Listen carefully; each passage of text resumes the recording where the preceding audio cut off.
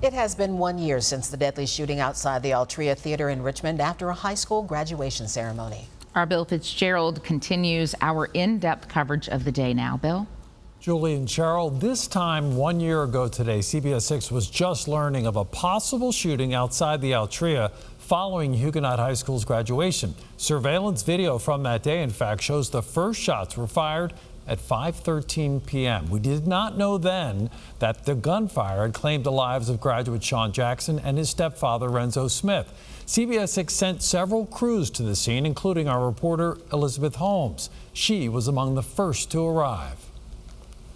So I heard about like 5 shots to like the left of me, and then like at least 15 to 20 more shots directly after that, like continuously, and everyone just started running for their lives, trampling over each other, trampled like our tent, which is pretty hard to do, like broke our tent.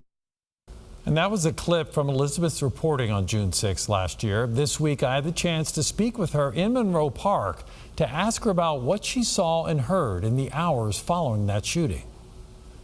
So Liz, we get the reports, shots fired, people possibly down. We know it's a graduation ceremony. We don't know who's involved.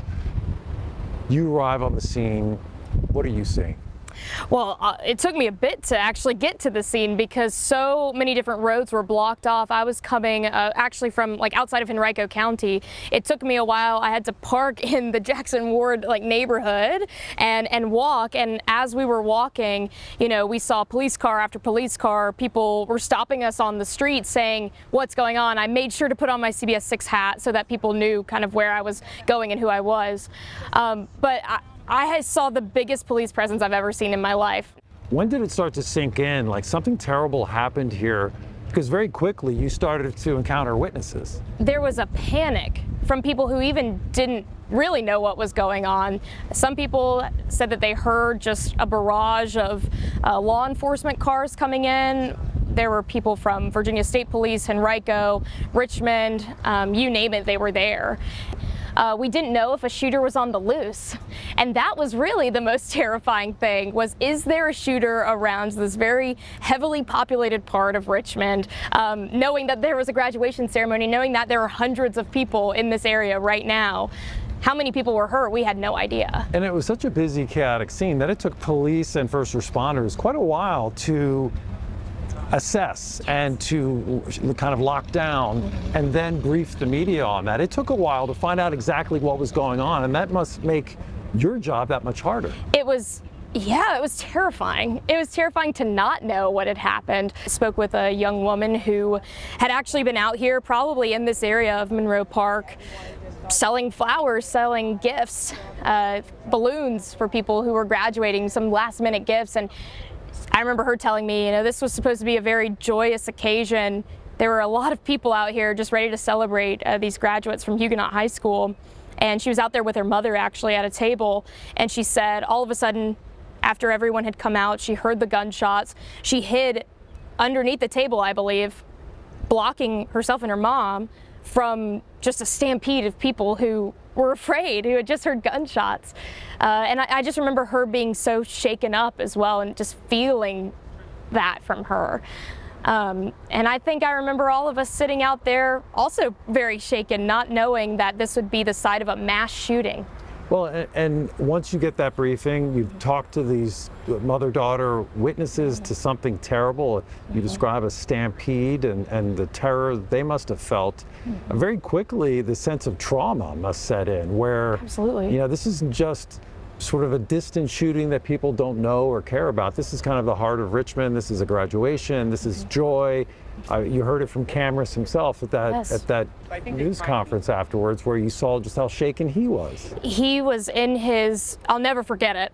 I'll start by saying that. I'll never forget that image of him walking up in his graduation garb and being teary-eyed, red-eyed, and saying that a student had lost their life.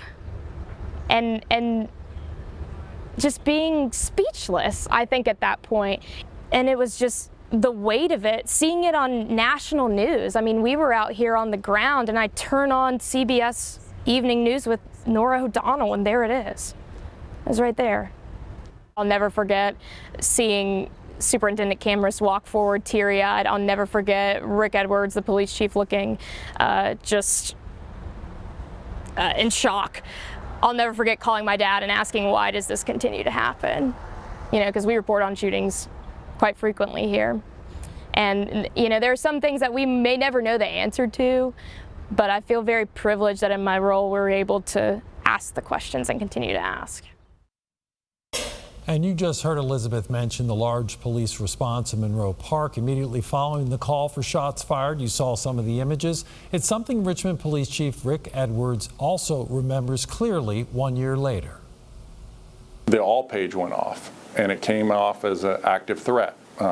So an all page hits all the senior command staff with a page saying something major in the city has just happened. So I turned my radio on, and right away I knew that it was going to be an actual active shooter.